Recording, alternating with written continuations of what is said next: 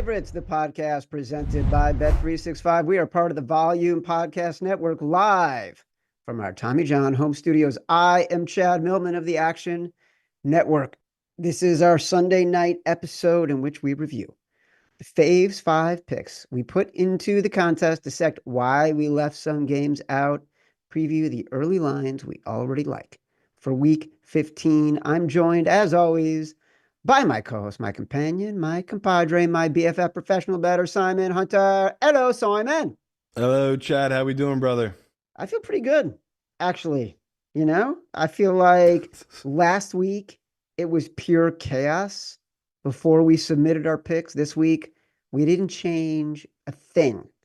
And in the fourth quarter of the early games, in which we had 3 games, I was wishing we had. Because everything we believed about the games that we liked was not true at all through 3 quarters, and then went almost exactly as we expected in the fourth quarter.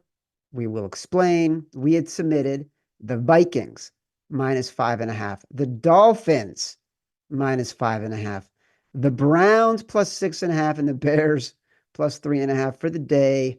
We are 2-2. We have Kansas City -4.5 tonight in the contest. They will, of course, be without Ladd McConkey, already without J.K. Dobbins. Catch every episode of The Favorites live on YouTube. For those enjoying on YouTube, don't forget to give us a like and subscribe to the Action Network YouTube page. As a reminder, The Favorites podcast is presented by Bet365. And now, new Bet365 customers get $150 in bonus bets when you bet $5. Sign up using promo code FAVORITES, deposit $10, place a bet for $5 to get $150 in bonus bets. Those bonus bets can be used on spreads, totals, player props, futures, and more. Whatever the moment, it's never ordinary at Bet365. Must be 21 or older and present in Arizona, Colorado, Indiana, Iowa, Louisiana, North Carolina, New Jersey, Ohio, Pennsylvania, Virginia, or 18 and older in Kentucky. Gambling problem, call 1-800-GAMBLER or 1-800-BETS-OFF in Iowa. Terms, conditions, restrictions apply. Let's start with the game we loved the most this week. The Vikings were my exec decision.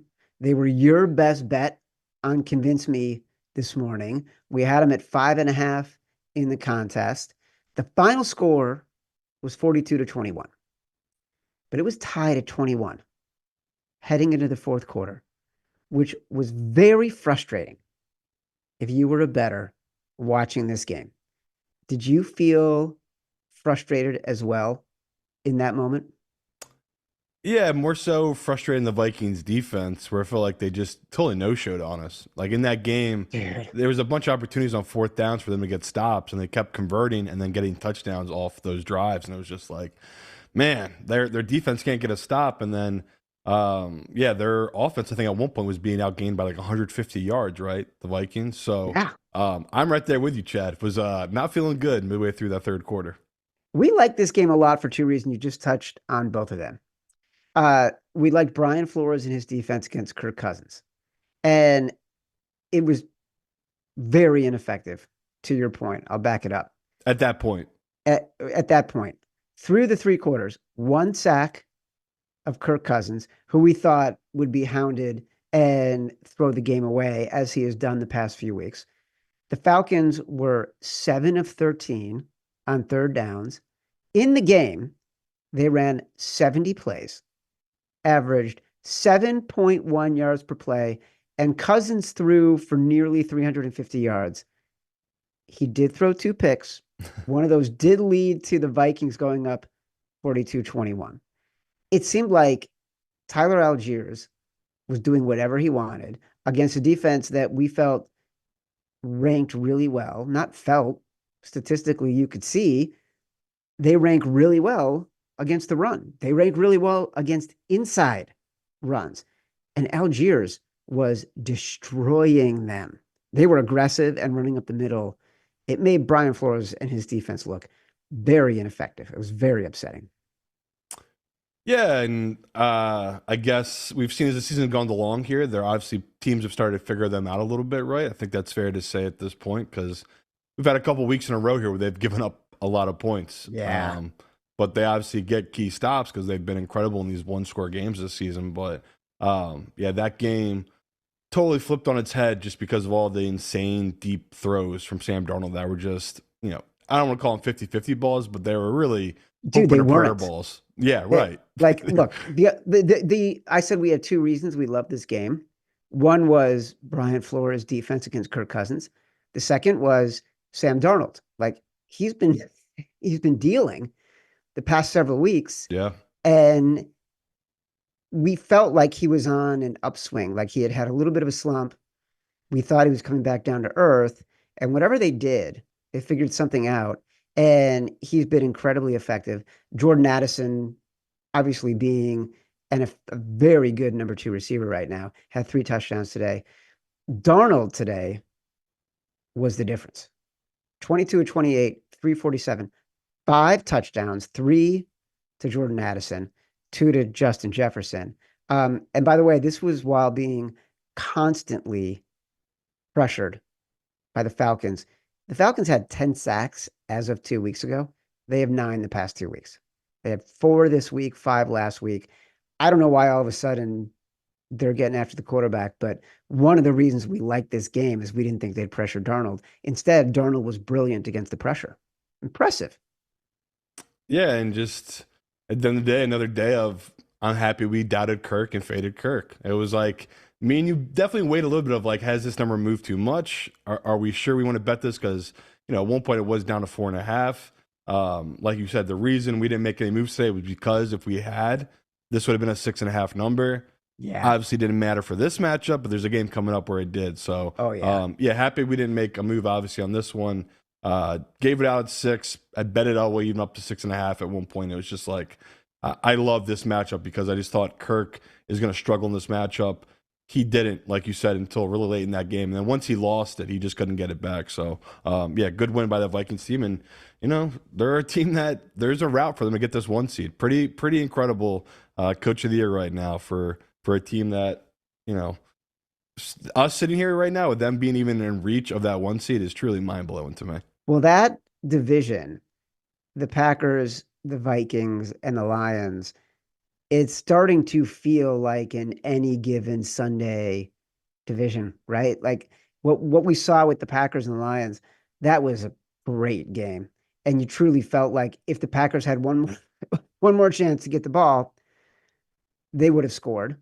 And it's why Dan Campbell did what he did in going forward and wanting to end the game on offense the way he did.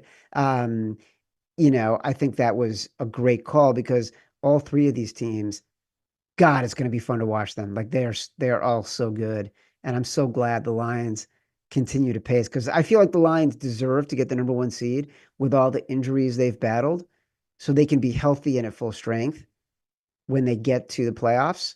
Although we will talk about their game for next week against the Buffalo Bills, where they are 2.5 point favorites as we went on air later in the show. Quick reminder, our free favorite podcast event is just days away. It's time to RSVP Thursday, December 12th.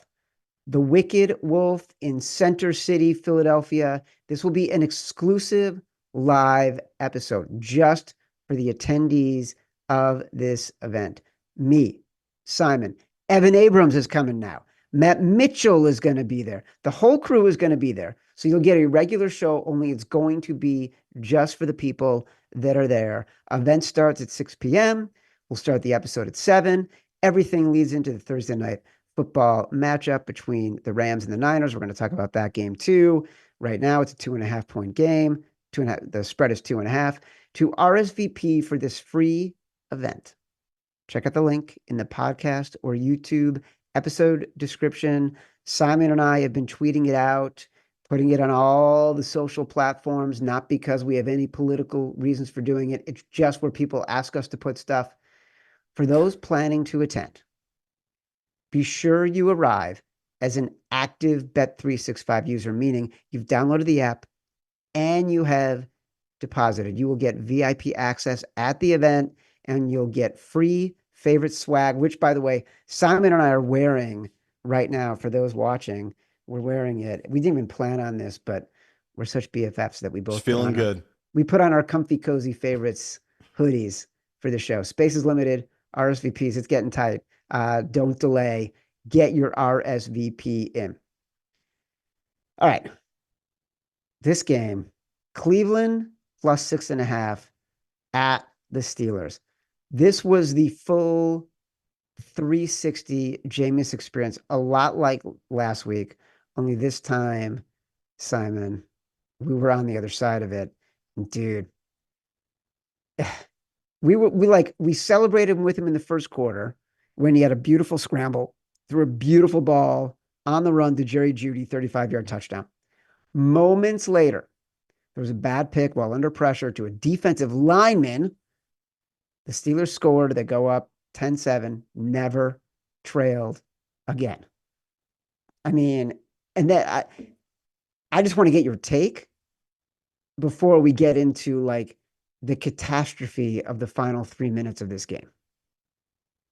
Yeah, though I don't put it on Jameis. I thought it to me it falls on one other player and the kicker that just totally screwed us in that game. Because yes, Jameis, he had his Jameis moments. We knew that going in that was going to happen. I mean, I was prepared for that mentally. I was ready for that stupid pick to that D lineman. No problem there.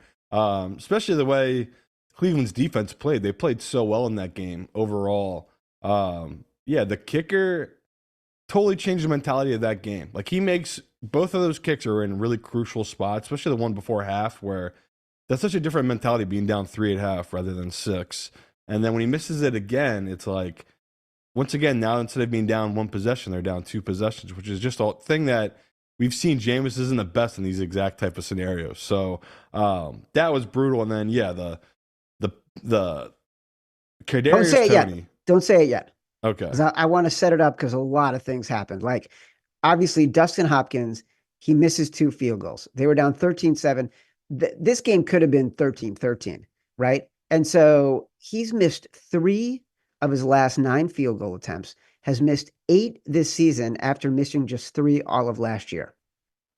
But even with all of that, it's 27-7.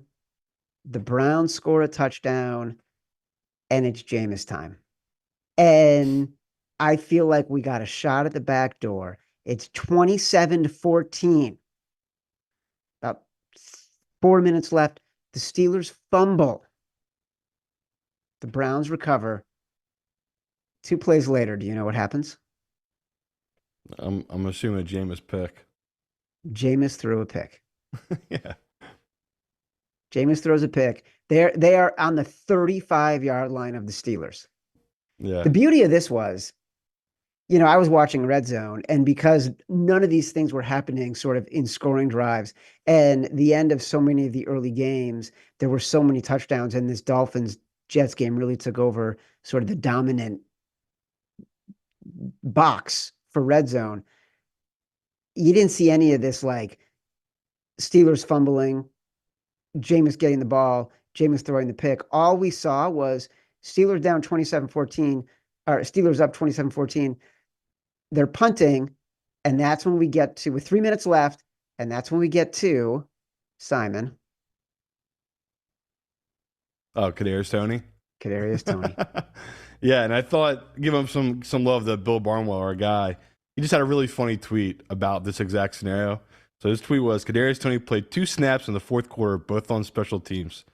First one was a fair catch, and then he got flagged for taunting. Okay. Next time he goes out there, he muffs a punt. Steelers recover. Those are his 2 snaps in the fourth quarter on special teams. So how do you get flagged for taunting on a fair catch? On a fair catch when you're down 3 touchdowns? Oh my God. What a fucking putz. I mean, how truly. does this guy keep getting, like, honestly, how does this guy keep getting jobs? He flames out as an absolute failure in every single place he goes. And like, if you were on the Chiefs and Andy Reid is like, I can't even deal with this guy, I don't know why that should be the death knell for your career. There should be no one else who wants to pick you up. Right? Yeah, I don't get it, but I think teams, at this point they just get desperate and they lie to themselves about the level of talent. But yeah, he is just, it's incredible that he basically won that Chiefs that Super Bowl that one year. Like that kick return he had totally changed the dynamic of that game against the Eagles. And then since then, he has just been awful in every aspect of his career. So, yeah, that was a moment where I switched it off the TV I was watching. I moved it along to a different part of the sports book to watch a different part of the, because I just said to myself, me and Chad aren't getting this back door now. Like I think they had No. the ball now. At that point, they had the ball at I think the 30 of Yeah, yeah, Cleveland, and they just ran the clock out. yeah. And that was just an awful loss, because it felt like there's so many different ways you either could have won that game outright for Cleveland or just covered. And yeah, now it's what, Evan, 21 years they have not won Yeah. outright in Pittsburgh. I mean, they won the playoff game, obviously, so that's a regular season stat, but still, it's pretty insane. That was like the back door was wide freaking open. And I firmly believed it. Firmly believed that that was going to be a game that we covered right up until that Kadarius Toney fumble. Meanwhile, the game that was the miracle of miracles, New York Jets at Miami Dolphins.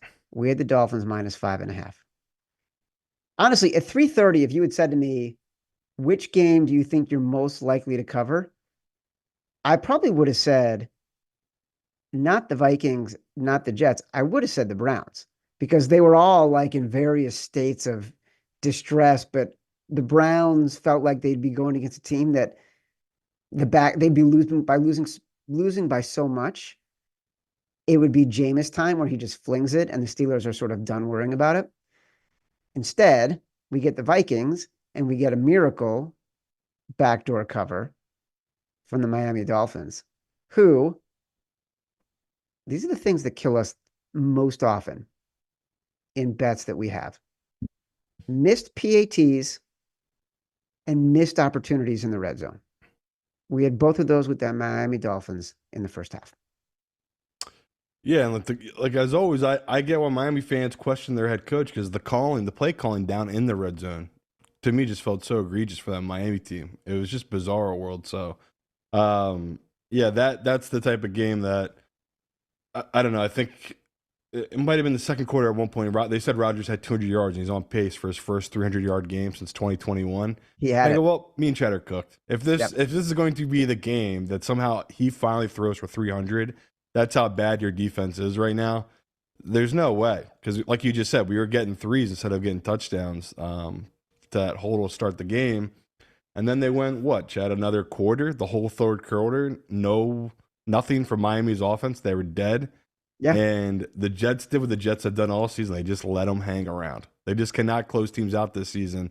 That's exactly what happened. They had all these opportunities just to end that game, close it out, and they just kept giving lifelines to that Miami team. And what we talked about with Tua, like Tua, he's playing well. Like the fact that he finished this game with over 300 yards and 2 touchdowns just shows that even on a day where he's off, he's not really totally on his game.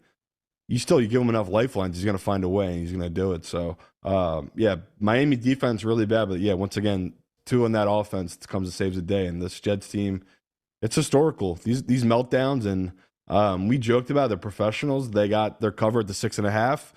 We thanked them for moving it to 5.5. We got a bunch of money on that, and the books are the ones crying, because they're basically.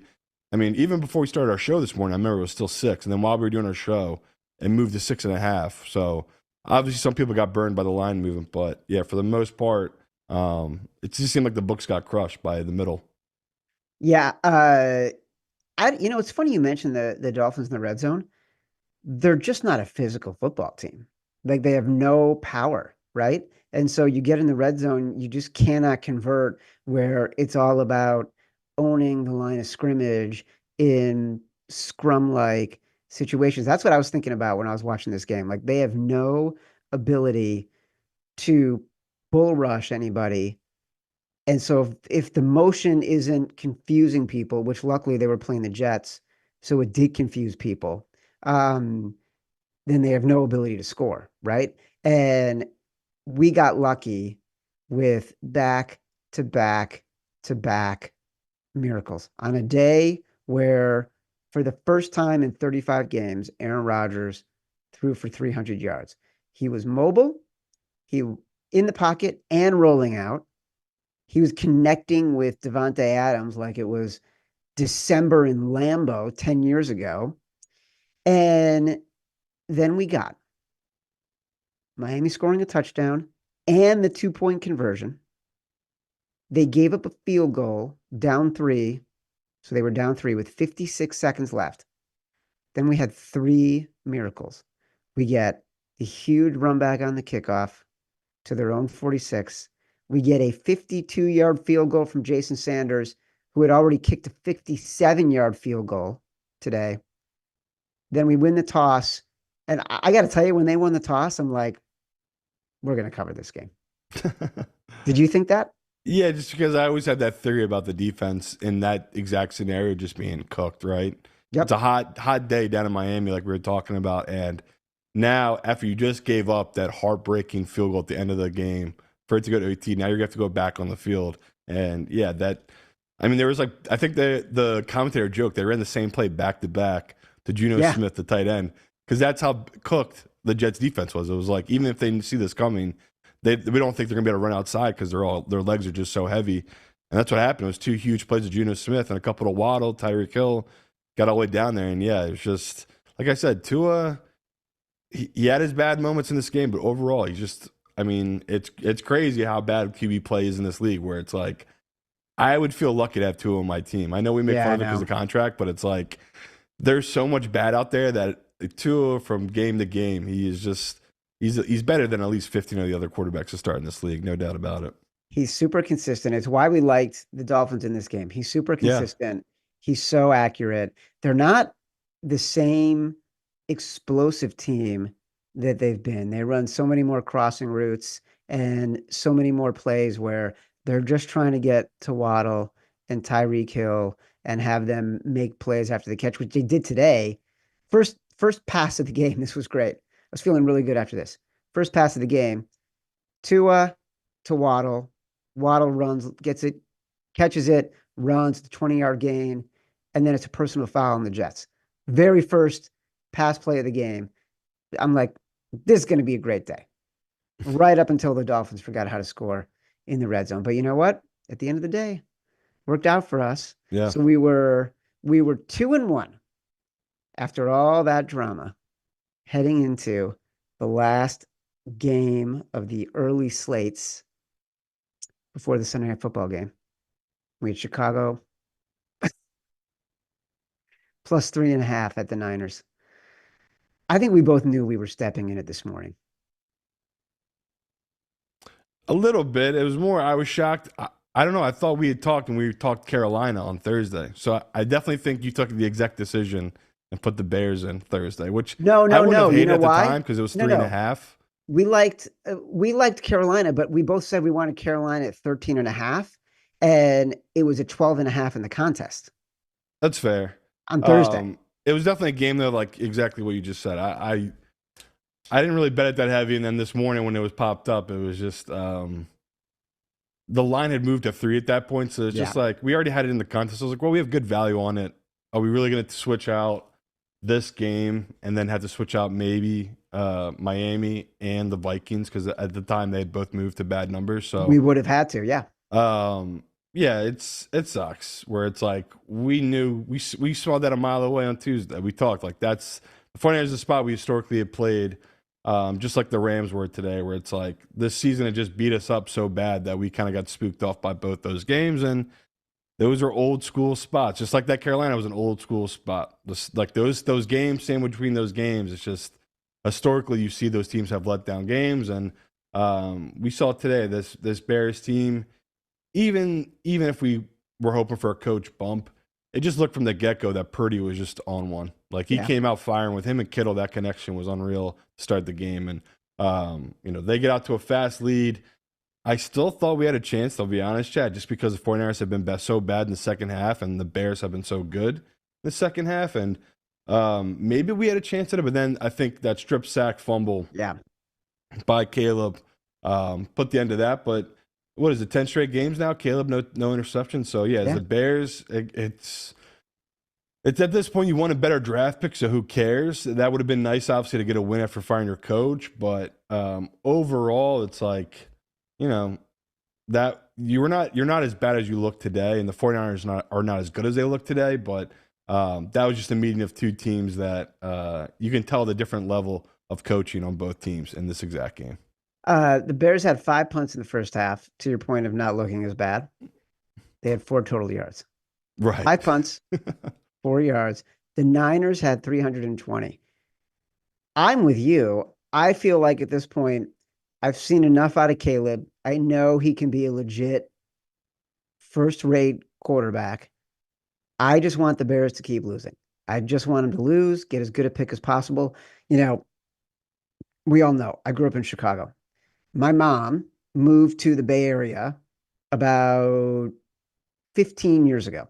My sister lives in the Bay Area. She had twins. She has 15-year-old twins and a younger kid who's going to be 13. And when my mom moved out there to be closer to my sister. And so my mom called me this afternoon and she's like trash talking me about the Bears. Wow. And I'm like, she's like, "Oh, I'm so sorry. You turned it over." I'm like, "Hey, what the fuck are you talking about? You rooted for the Bears for 40 years living in Chicago. Why are you trash talking me right now about the Bears?" And then second, I'm like, "Mom, this is exactly what I want. If you want to root for the Niners, go ahead. But I want the Bears to look bad and I want Caleb Williams to look good. This is my only goal right now. So, it's not working out for you as much as you want to trash talk me right now." And then I told her I had to go because I was just upset about the whole conversation. Yeah. That was But tough. let's just say we're not going through a walk for a walk through the botanical gardens like you do with your auntie anytime soon. Okay? Not until she calls and apologizes, trying to get under my skin. Look, I think this game was like a last resort pick because we couldn't come to consensus on a lot of different things. Like we loved Minnesota, we loved Green Bay on Thursday night. I think those were the two games that we loved the most. And we obviously couldn't put Green Bay in. You liked Buffalo. I liked the Rams. We both liked the Panthers, but we agreed that the number what we were going to wait until we can get I to don't know if I 13 and a agreed half. to because I'm looking at my notes right here, Bill, and my 5 games I put in, I literally said on the show was the Panthers. I didn't have that. Yeah, I said it on the show though. I know for a fact because I have it literally written right here in my notes. I'm looking at because I wanted to double check because I was like, "Is Chad right?" There, and I'd say, and maybe you're right. Maybe I was like, "Well, I want us to get a better number on Sunday," but yeah, that just sucked. We missed on it because you knew, I don't know, midway through the second quarter that game was going to come down to possession. Bryce Young just played really well overall in that Eagles game. So yeah, that was a bad miss by me not forcing that one in just because we just knew that was just such a letdown spot for the Eagles team and this Panthers team. The books, we've said it for weeks now, they haven't caught up to a line with this team. They're just not what they were early in the season. They keep being undervalued. And maybe next week they'll catch up to them. That's an interesting line next week. But yeah, I this feel like one, they have, and I feel like we already missed it. yeah. This one was pretty crazy. It got up to 14 right before kickoff. So Yeah. yeah, good number to bet if anyone got it. Yeah. There's one more game that we could have put in, which we're going to talk about in a second. But first, Simon, can you name the best ticketing app in the United States? Game time. That's right. It's our beloved sponsor, Game Time. As Simon and all our listeners know, I love going to live games, NFL, NBA, college football, college basketball, you name it. Using Game Time is my favorite way to buy tickets. They've got amazing last minute deals on games and concerts, and their new feature called Game Time Picks that makes getting tickets to see your favorite teams play live even easier. Game Time Picks filters out the fluff to show you only incredible deals on great seats so you don't have to waste time searching through thousands of tickets. Speaking of which, I'm opening the Game Time app right now from my house here in Connecticut. Woo! I can get tickets for Friday night SmackDown at the XL Center in beautiful downtown Hartford, just 10 minutes from my house. $50. My favorite part about Game Time? They're all in pricing, shows me the total cost upfront, no surprises. No matter where you live, take the guesswork out of buying tickets with Game Time. Download the Game Time app, create an account, use code favorites for $20 off your first purchase. Terms apply. Again, create an account, redeem code favorites, FAVORITES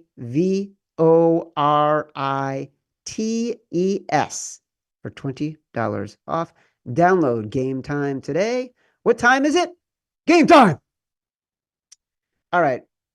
I think it's very important right now that someone come on this show Yeah. and give a mea culpa. So I'm going to invite Matt Mitchell. He's going to apologize to me for berating me when I wanted to choose the Giants. Simon, I felt like you were delicate and thoughtful and sensitive and gave me the feedback that you normally give when you feel I'm going astray, which is like, are you sure? And, you gave me some good points and I backed away and made Minnesota my exact decision. Matt was grinchy and belligerent.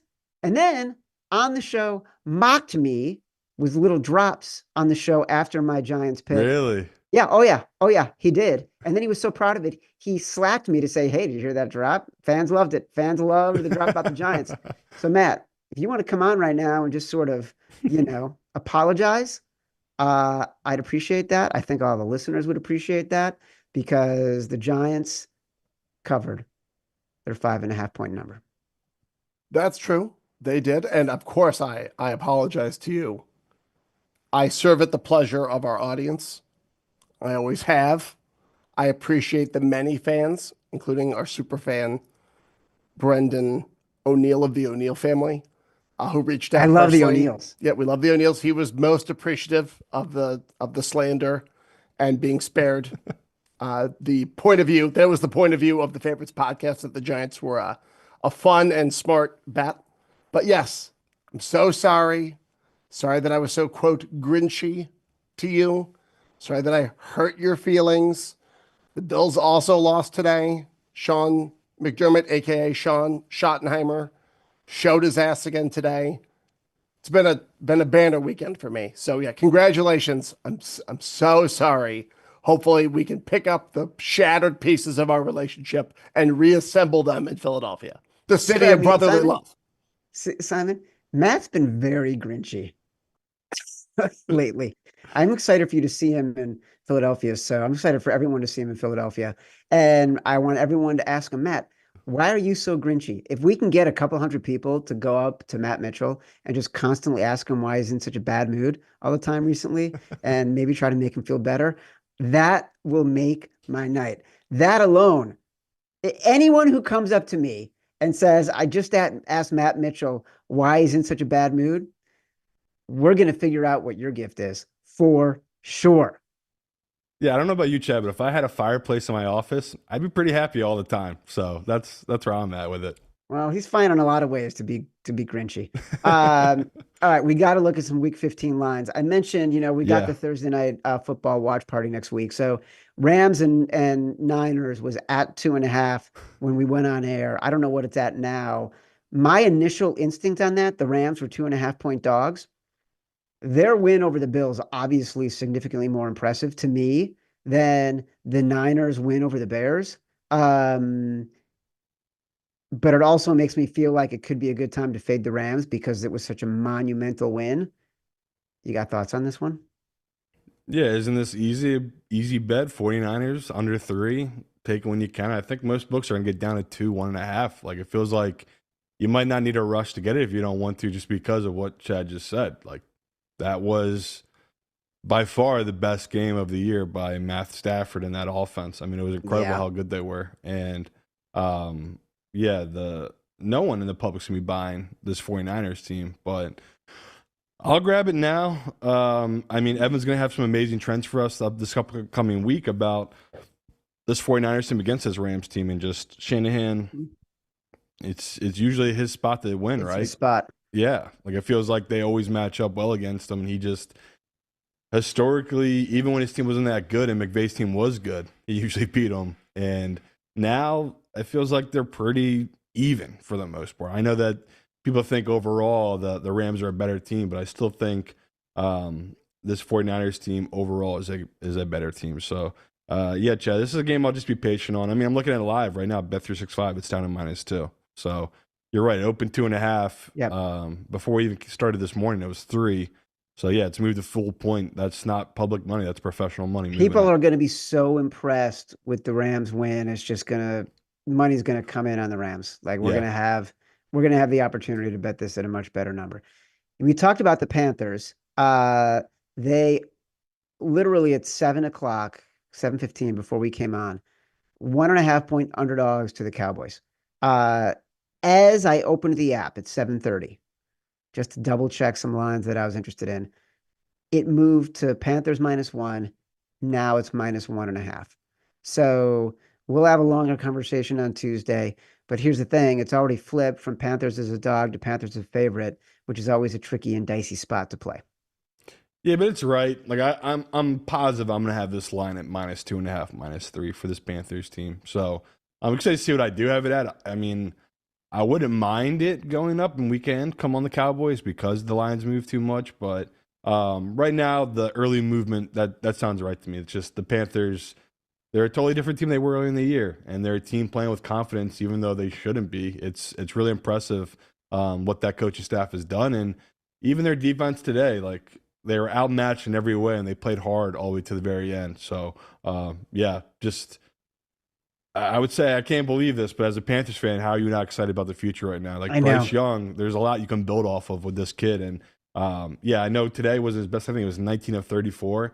But you saw what he was doing with a guy like Adam Thielen, where it's like if he has a smart receiver that knows how to follow him when he's moving and running outside the pocket and getting downfield, he's a good weapon. Like he keeps his head downfield and he can find open guys. So yeah, that guy who bet that $3 million, Dude, he must be praising the God for that drop by Leggett at the end of that game because that felt like that was going to be it, and they're about to win that game. So they were a Leggett drop away from yeah, winning that game. yeah. And no criticism of Leggett. It was a really hard catch. It was a great throw. It's impossible not to be impressed with how Bryce Young has been playing. And we also talked about, we were a little bit nervous that this defense was so good for the Eagles and their defensive line was so good. They would just be a different experience for the Panthers than we had seen in their previous games, even against the Chiefs a little bit because the Chiefs secondary isn't as good. So I do remember a lot of hesitation because now I'm feeling like a little annoyed that I didn't put the Panthers in. Um, but we had a lot of hesitation. Uh, let's see. I mean, you just want to piggyback right off of that one. I mean, the Eagles right now chatter -4.5 against Pittsburgh, I know. and that's like, isn't everyone and their grandma going to bet the 4.5? Who's not betting the Pittsburgh 4.5? So that is one of the fishier lines I've seen. Like to me, that was a hang three, and if you need to move to 3.5, you do. And if you need Philly money, you move to 2.5. They put it right at 4.5. That's the book taking a stand, making a statement there. So Seriously. that's pretty impressive. They did that, and maybe they think Pickens isn't going to play again because I mean, obviously today didn't really matter for them, but like we know that's a big deal for that Pittsburgh team not having Pickens, and yeah, like that's a number I haven't bet either side yet, but like I am really having a hard time not betting Pittsburgh right now because I know it's something just feels off, but 4.5, that's crazy. They opened up that high. That game obviously is in Philadelphia. Uh, they sat so the news coming in. Hold on, a couple things. I got since November 1st, Carolina's 5-0 against the spread. So the only undefeated team against the spread since November 1st. Also, Gifford is telling us in the chat that the Steelers sat George Pickens for next week. So he'll be ready for next week. That makes the 4.5 feel even higher to me. It's crazy. Yeah. I mean, that's a lot of respect to an Eagles team that I don't know if it deserves that much respect. I think people feel the same way you and I did last week. Like that defensive line is fierce. And so I do think that's something that people are getting in their head. Obviously, at least for me, I'll take the blame here. It played too much into it, which is why we put the Bears in. But whatever, we're moving on. We're gonna, hopefully it works out tonight with the Chiefs and Yes, sir. it'll be okay. Houston is 2.5 point favorite at home against Minnesota. I mean, against Miami. We know how Tua plays against bad teams. Houston has been on a bye. Um, Miami on the road. I I lean Houston here. Yeah, and it's at two at a couple books now, Houston. So Wow. yeah, early professional money on Miami. That's another very confusing line, Jay. I agree. Why is this line not 3? Um, Houston, I guess we perceive that, they're coming off a bye week playing against a Miami team who's now on the road after going to overtime. Don't we expect this to be a nice spot for the Texans? But yeah, again, a fishy number. It's like my initial reaction is I want to take Houston here, but I'll be patient just because clearly a smart group has come in and take Miami at the 2.5. Three more games for me. Indy +4 at Denver. I just feel like we got very lucky with Denver the way they covered last week. And 4 feels like a really big number for them still to be favored by against a Colts team that is very well coached coming off a bye. Yeah, I'll be interested to see. I'll probably dive into the splits when Anthony Richardson's at home compared to on the road because he's been really good to us, especially at home. This Colts team this year, like we've gotten away with a lot of that where they've definitely not been the same. I mean, they literally almost just lost outright to the Patriots on the road. So maybe that's something. The same thing with that Bears team. I talked about with you weeks ago with you that Caleb Williams and the Bears are a different team on the road than they are at home. Like it's some teams just are that way.